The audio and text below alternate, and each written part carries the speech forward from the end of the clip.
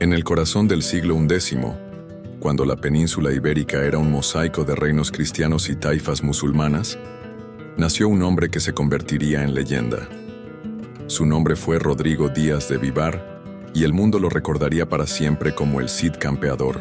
Corría el año 1035, cuando Rodrigo vino al mundo en la aldea de Vivar, a escasos kilómetros de la ciudad de Burgos, en el reino de Castilla.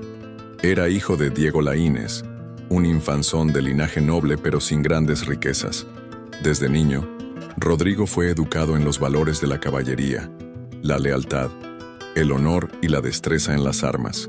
Durante su juventud, fue enviado a la corte del rey Fernando I, donde entró al servicio del infante Sancho, heredero del trono castellano.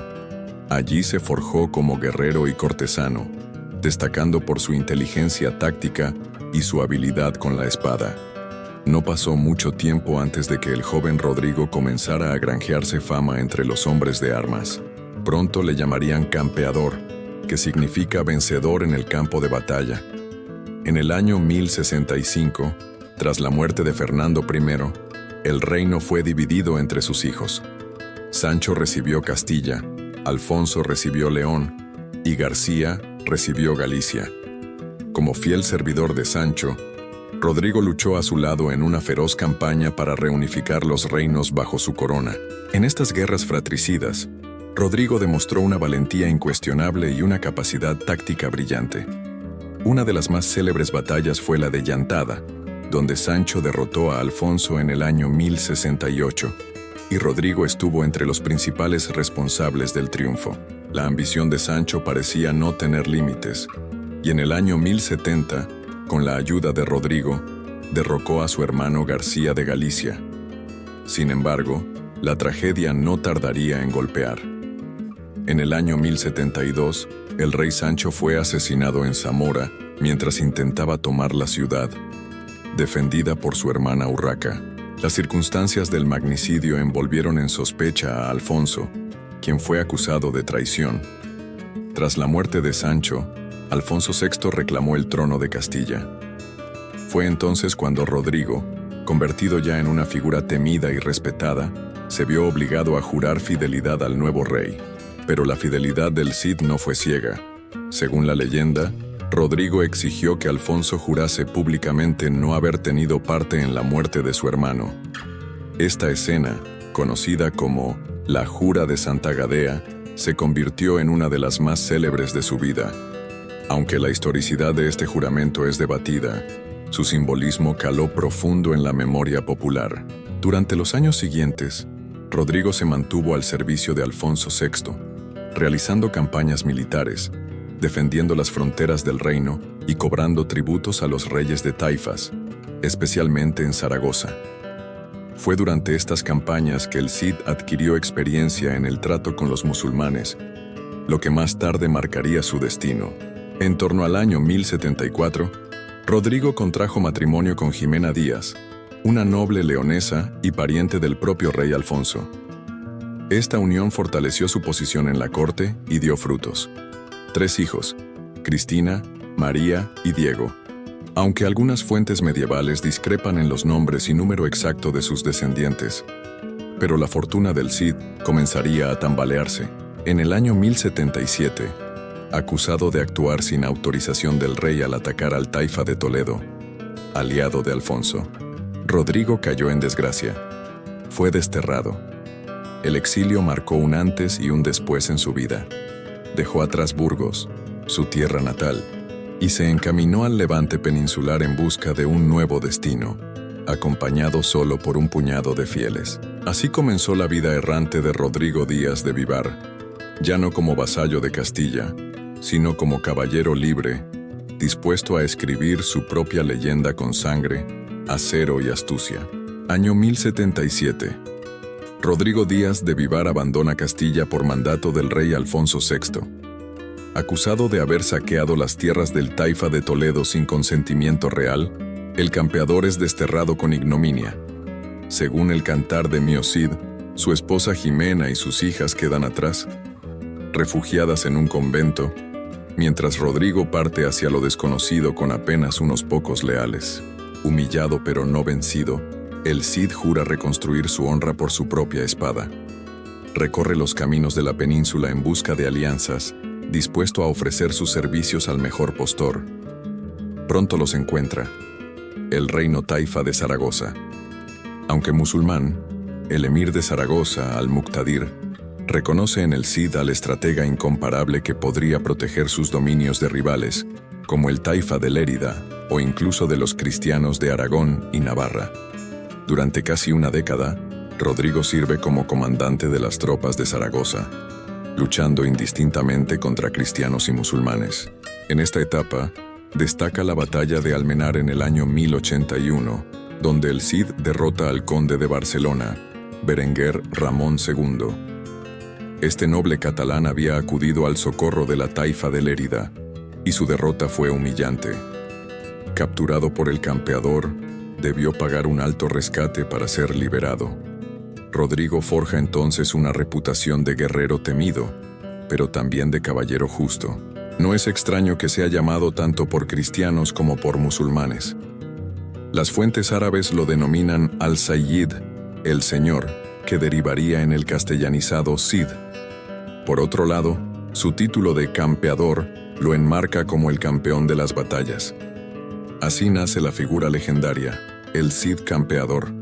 Pero en el año 1086, el equilibrio político de la península cambia radicalmente. Los almorávides, fanáticos bereberes del norte de África, cruzan el estrecho de Gibraltar llamados por los reyes taifas, temerosos del avance cristiano. La amenaza se cierne sobre todos, y Alfonso VI, derrotado por los almorávides en la catastrófica batalla de Sagrajas, en octubre de ese mismo año, comienza a reconsiderar su relación con el campeador. Tras años de victorias al servicio de Zaragoza, Rodrigo empieza a actuar por cuenta propia.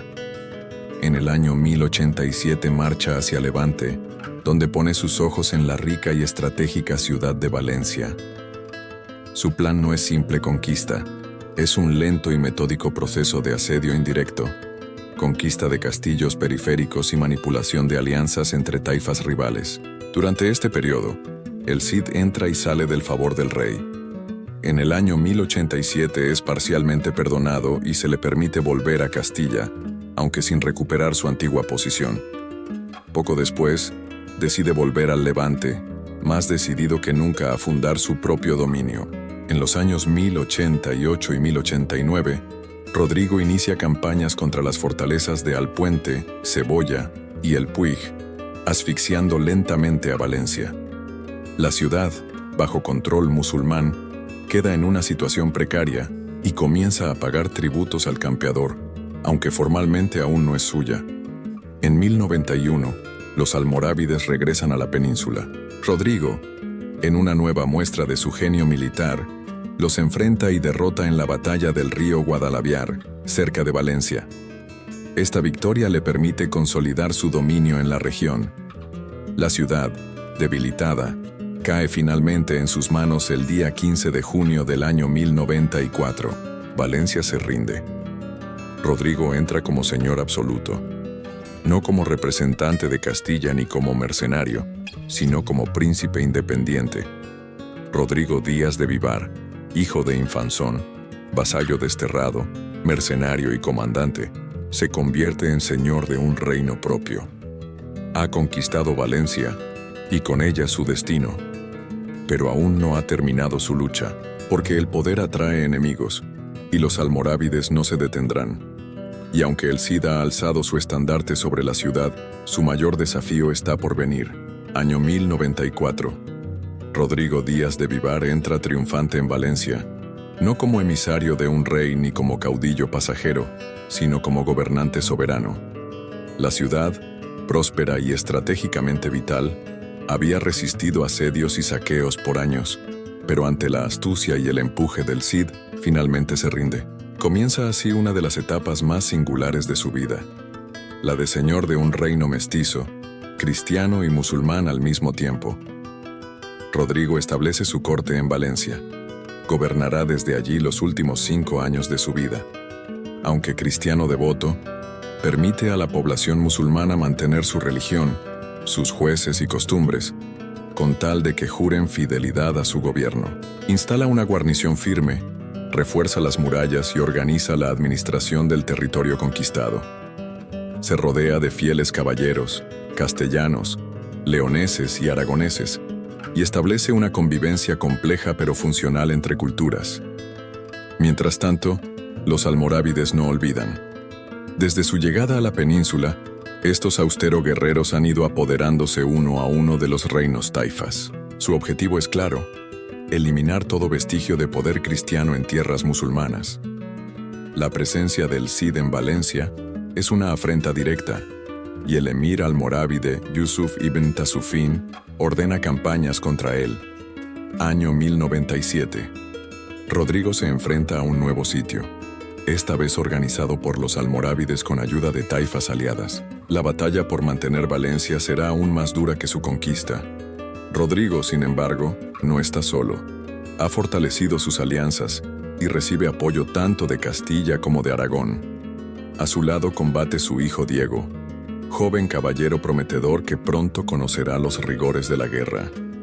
En estos años, el Cid también asegura la posición de su linaje. Su hija Cristina es entregada en matrimonio a Ramiro Sánchez de Navarra, mientras que María casa con Ramón Berenguer III, conde de Barcelona. Así, los lazos familiares del campeador se extienden por los principales dominios cristianos de Hispania. Pero en medio de sus éxitos, la tragedia golpea. En el año 1097, su hijo Diego muere en combate en la batalla de Consuegra, luchando en las filas castellanas contra los almorávides. La pérdida es devastadora. Diego era el heredero natural del dominio valenciano. Rodrigo, ya anciano y sin hijo varón, queda sin sucesor militar directo. Aún así, el Cid no cede. En el año 1098, una gran ofensiva almorávide amenaza nuevamente Valencia. Rodrigo dirige la defensa con brillantez. Aunque los musulmanes logran aislar la ciudad, no pueden tomarla. El campeador recurre a tácticas de desgaste, salidas nocturnas y refuerzos traídos desde el norte. La ciudad resiste. Rodrigo, incluso con salud quebrantada, permanece firme al frente de sus tropas, pero el tiempo no perdona. El 7 de julio del año 1099, Rodrigo Díaz de Vivar muere en Valencia. Tenía aproximadamente 60 años. Las fuentes cristianas lo describen como valiente hasta el final, tranquilo ante la muerte y rodeado por sus fieles. Su esposa, doña Jimena, toma el control de la ciudad como regente, pero la amenaza almorávide no cesa. Valencia, sitiada nuevamente, resiste por un tiempo bajo la dirección de la viuda del Cid. Sin embargo, la situación se vuelve insostenible. En el año 1101, ante el asedio definitivo, Jimena ordena evacuar la ciudad, pero antes de partir, y según la leyenda, cumple con un último acto que marcará para siempre la memoria del campeador.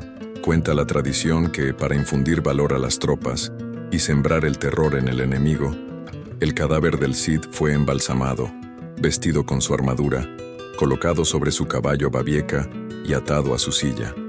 Desde lo alto de la muralla, el Cid muerto guió una última carga simbólica que provocó el pánico entre los sitiadores.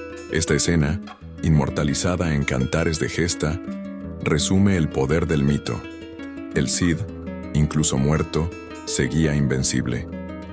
Tras evacuar Valencia, Jimena lleva los restos de Rodrigo al monasterio de San Pedro de Cardeña, cerca de Burgos, donde será enterrado con honores.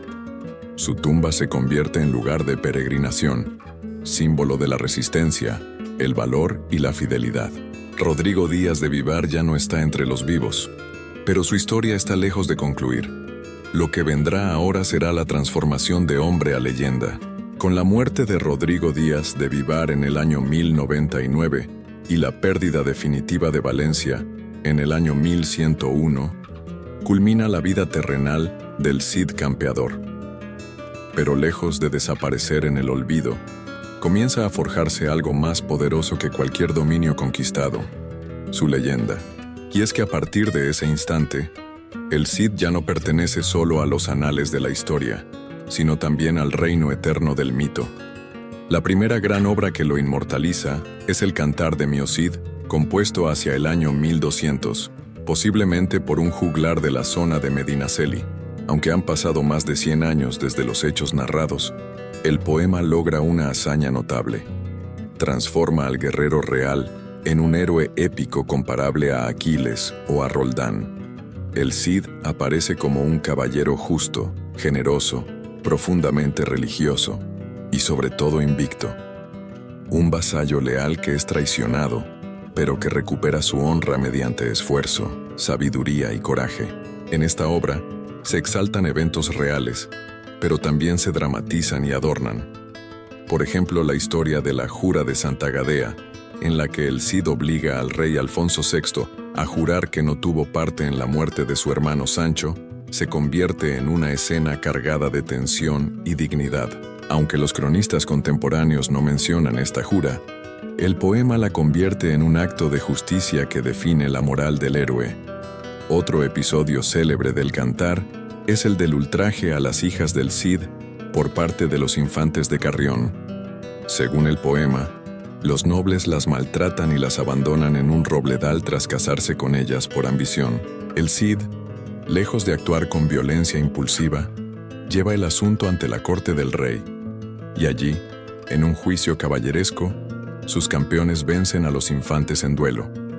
La justicia prevalece, y las hijas del Cid terminan casándose con los príncipes de Navarra y Aragón. Este episodio, aunque ficticio, consolida la figura de Rodrigo como un defensor de la honra, de su casa y de su linaje. Durante los siglos siguientes, la figura del Cid se expande por todo el imaginario peninsular. Se le canta en plazas y castillos, su nombre se graba en cantares, crónicas y romances. Es visto como el prototipo del caballero cristiano ideal, valiente, justo, leal pero autónomo, piadoso sin caer en fanatismos, respetuoso incluso con sus enemigos musulmanes. En este punto, Rodrigo ya no representa solo a un individuo, sino a todo un ideal de caballería hispánica. Crónicas como la Historia Roderici, escrita a finales del siglo XII, o la primera crónica general de Alfonso X el Sabio, del siglo XIII, recogen y amplifican su historia. Se le atribuyen frases famosas, gestos heroicos y milagros.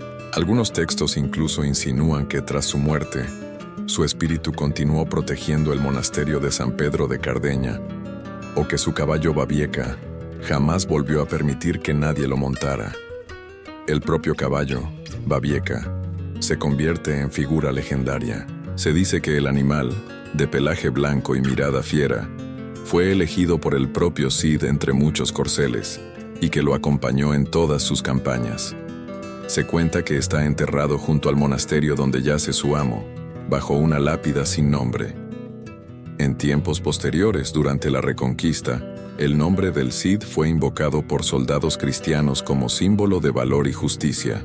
Fue adoptado por los reyes católicos como modelo de unidad hispánica. Y en el siglo de oro español, dramaturgos como Guillén de Castro y Pierre Corneille revivieron su figura en el teatro, alimentando la llama de su mito más allá de las fronteras de España. Sin embargo, también hay matices. El verdadero Cid combatió tanto a cristianos como a musulmanes, sirvió a reyes árabes y cobró tributos a sus compatriotas. Esta complejidad histórica fue, durante siglos, suavizada o ignorada para presentarlo como héroe exclusivamente cristiano. No fue hasta el auge de la historiografía moderna que comenzaron a distinguirse claramente el Cid real del Cid legendario. Y aún así, la línea entre uno y otro permanece difusa. Porque en la memoria colectiva, Rodrigo Díaz de Vivar no es simplemente un hombre. Es la encarnación de la lucha por el honor, del coraje frente a la adversidad y de la independencia frente al poder. Los siglos pasan, los reinos caen, las fronteras cambian, pero la figura del Cid, el campeador, perdura. Siglo tras siglo, la figura de Rodrigo Díaz de Vivar continúa reverberando en el alma de España. La historia ha transformado al guerrero castellano en leyenda, y de leyenda en símbolo. No hay rincón de la península que no haya oído su nombre. No hay estudiante, poeta, soldado o campesino que no lo haya visto alguna vez, ya sea en versos antiguos, en estatuas de bronce o en relatos junto al fuego. A partir del siglo XIV, su memoria se integra al imaginario nacional con una fuerza desbordante. El Cantar de Mio Cid, manuscrito conservado en la Biblioteca Nacional, se convierte en una joya literaria, el primer gran poema épico de la literatura en lengua castellana. En él no solo se canta la historia de un hombre, sino el nacimiento de una identidad, la del caballero que vence con honor, que gana respeto tanto de moros como de cristianos, y que jamás se arrodilla ante la injusticia. Durante la Edad Moderna, los reyes católicos, Carlos V y Felipe II, ven en el Cid una figura de unidad nacional, un estandarte moral que puede ser esgrimido en los días de gloria imperial. El clero lo toma como ejemplo de cruzado devoto, y los ilustrados del siglo XVIII lo reinterpretan como símbolo de virtudes universales, la razón, la justicia, el esfuerzo. Aunque los ideales cambian, Rodrigo sigue vigente. En el siglo XIX, con el auge del romanticismo y el nacionalismo, el Cid recobra una fuerza renovada. Historiadores, escritores y pintores lo rescatan, ahora ya no solo como guerrero, sino como mito fundador. Los viajeros europeos que recorren España se fascinan por la historia de ese caballero que luchó entre cristianos y musulmanes, que cabalgó muerto y venció, y cuya tumba es aún lugar de respeto. En Burgos, su ciudad natal, se erigen monumentos en su honor. En 1911, el escultor Juan Cristóbal encabeza un ambicioso proyecto, la gran estatua ecuestre del Cid, que, espada en alto, domina la plaza del Mio Cid sobre el río Arlanzón. Su presencia imponente recuerda a todos los que pasan que, aunque haya muerto hace siglos, su figura sigue viva, y no solo en piedra se lo recuerda. El cine, la ópera, la novela y hasta los videojuegos lo han adoptado. En 1961, Hollywood produce la célebre película El Cid, protagonizada por Charlton Heston y Sophia Loren. Aunque llena de licencias artísticas, la cinta proyecta la leyenda a nivel global, fascinando a nuevas generaciones más allá del mundo hispano. A lo largo del siglo XX y en lo que va del XXI, los historiadores han separado cuidadosamente al Rodrigo real del personaje épico. Sabemos que fue un hombre complejo, hábil negociador, señor feudal, estratega brillante y, por momentos, despiadado, que sirvió a moros y cristianos, que buscó su propia gloria más que la de reyes o coronas, que su destierro no fue injusto, sino resultado de tensiones políticas.